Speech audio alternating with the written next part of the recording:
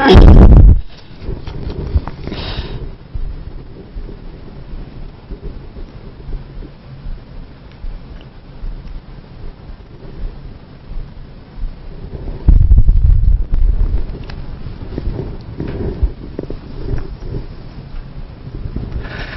into the special bonus Facebook streaming, website streaming Dr. Pepper scoreboard show, and we're just giving the people what they want. More Mike Blagg on camera. I don't think they want that, but they do want football scores, and that's what we're here to give. This is the Dr. Pepper, extended Dr. Pepper scoreboard show on video with Cody Coyle and Mike Blagg. And week 1 of the Texas High School football is in the books here. We've got a few scores to pass on to everybody. That we do. We're standing under the Friday night lights here, and it sure was good to have the football teams in the area all back under the Friday night lights after the pandemic and thinking that it might not happen. Very good to actually see them get to play games, and hopefully that continues as the season goes on. But we begin, of course, with the Brownwood Lions, the game that you listen to on KOXC. They come up short against a very good Lampasas team, 55-23. Well, very good is putting it mildly, too. Right, number 1 in the state this year for good reason. They almost won state last year. We hung with them pretty good the first half. In fact, it was only a 7-point game until, I guess, the last minute of the first half, and the Lampasas scored again. They ran off and left us. But 55 for Lampasas, 23 for Brownwood. So we lose the game, but a very experienced, a very good team. And Lampasas, we're younger this year. We've got a lot to learn, a long ways to go. I think we'll get there, and you don't get better unless you play good teams. We did that tonight. We'll learn, and we'll get better from this game. Yeah, step by step. An obvious learning experience tonight, and we'll see how the Lions can bounce back next week against Midland Greenwood. Not seen on the screen, but some more scores from their district tonight. Stephenville won at Sweetwater, 58-32. Waco La Vega beat Port Lavaca Calhoun, 20-7. That's a battle of state-ranked teams. It was Alvarado falling to Graham, 50-14. Midlothian Heritage beat Wichita Falls Hershey, 42-14, and Godley took care of Waxahachie Life, 36-21. Well, the scores here in the Central Texas area, the game I like to call the 3A championship of Brown County between Early and Bangs. They always open up against each other. Big rivalry there, and a couple of years ago, Early won that one big. Last year, Bangs won big. This year is really a closer game. It's 28-0 Bangs. It was really closer than it looked from what I hear. It was still 14-0 in the fourth quarter, but Bangs, which is going to have a pretty good team this year, they win week 1, 28-0. So congratulations to the Bangs Dragons.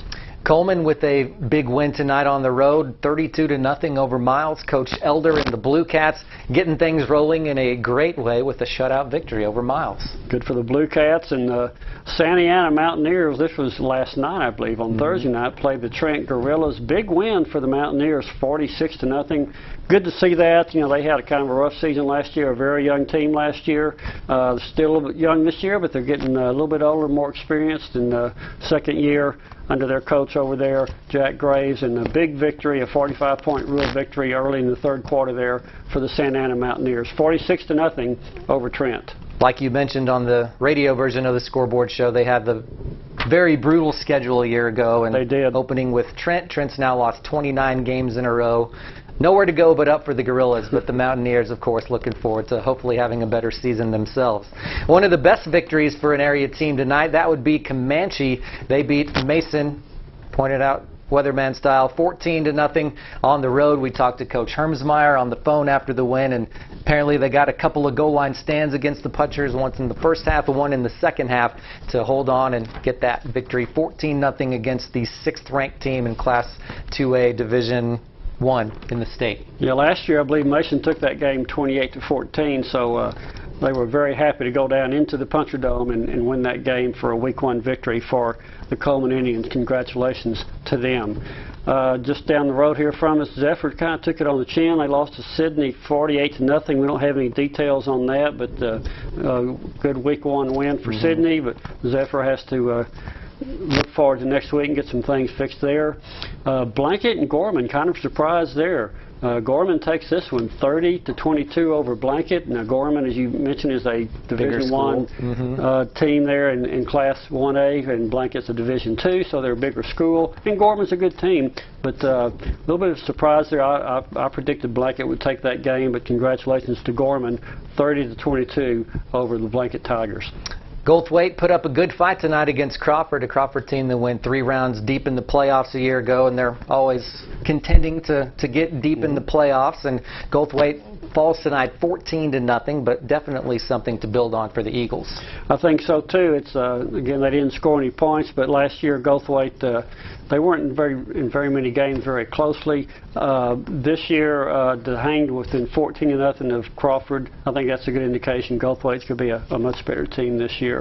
Mullen had a big Week 1 victory over Olfen. I believe this is the first year of playing football for Olfen, so I'm sure they've got some things to work out, but still, nonetheless, let's take the victory. 64-0 for the Mullen Bulldogs. Olfen's football coach played basketball against McMurray, and if y'all think I'm tall, Coach Tennyson at Olfen is like 6'10" and dunked all over us at Hardin-Simmons. So I'm sure Olfen will be a lot better at basketball as they get things going. San Saba gets things going. The 56 points, as you talked about on the radio show, they seems to be what they average, and they're able to get that tonight at a win at El Dorado, 56-14. Yeah, San Saba, they went 27-2 the last 2 years. They've graduated a lot of players, but they still have a lot of good players down there and a great coaching staff.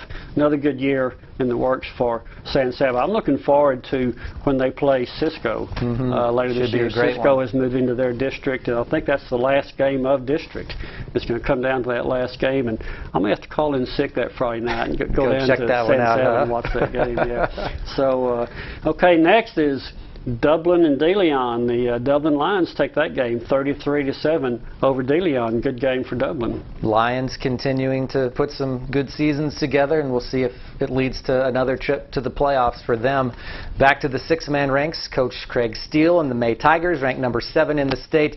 They cruised to a victory over Bryson, 70-14. That game, one of the ones that was switched around and moved around this past week. I think they were supposed to play Waco Methodist Children's Home, and that's got switched up, and so Bryson was the victim for the Tigers this week.